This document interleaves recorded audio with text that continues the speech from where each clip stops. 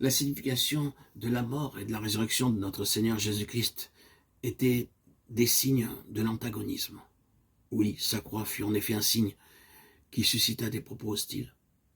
Il a toujours été ainsi, n'est-ce pas vrai aussi aujourd'hui, lorsque la véritable signification est proclamée combien cette croix est détestée. Elle est acceptée pour des actes héroïques et les hommes voudront la croix sur cette base.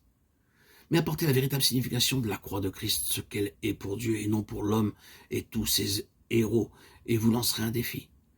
Sa dernière expression se trouve dans ce cri poussé non pas par un homme, bon ou mauvais, mais par Jésus lui-même. Mon Dieu, pourquoi m'as-tu abandonné? Marc 15, 34.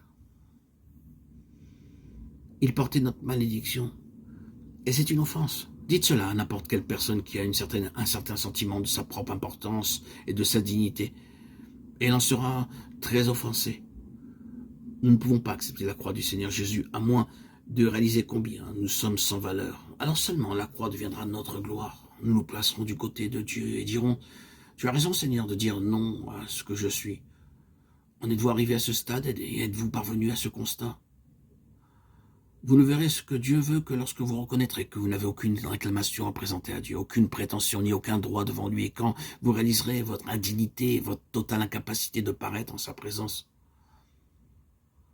Vous êtes en accord avec la croix et avec le ciel quand vous parvenez à cela. Pierre, Jean et tous les autres ont tous dû y parvenir. Quand nous y parvenons, nous sommes très près du grand dessein de Dieu en relation avec la résurrection. La résurrection proclame qu'un autre homme accède au ciel. La porte est grande ouverte à cet autre homme qui a placé le premier homme, celui de la terre, dans le jugement et la mort, en le laissant là. Le ciel est désormais ouvert à ce nouvel homme, cet homme qui a été révélé, car si nous sommes devenus une même plante avec lui par la conformité à sa mort, nous le serons aussi par la conformité à sa résurrection. Romains 6, 5. C'est le grand oui de Dieu au Christ élevé.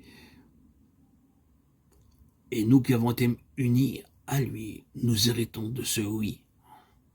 La porte du ciel nous est grandement ouverte. La croix est une offense pour la chair suffisante et autosuffisante dans ce monde. Le Christ crucifié est un défi. Nous prêchons Christ crucifié, scandale pour les Juifs et folie pour les païens, mais puissance de Dieu et sagesse de Dieu pour ceux qui sont appelés, tant Juifs que Grecs. 1 Corinthiens 1, 23-24.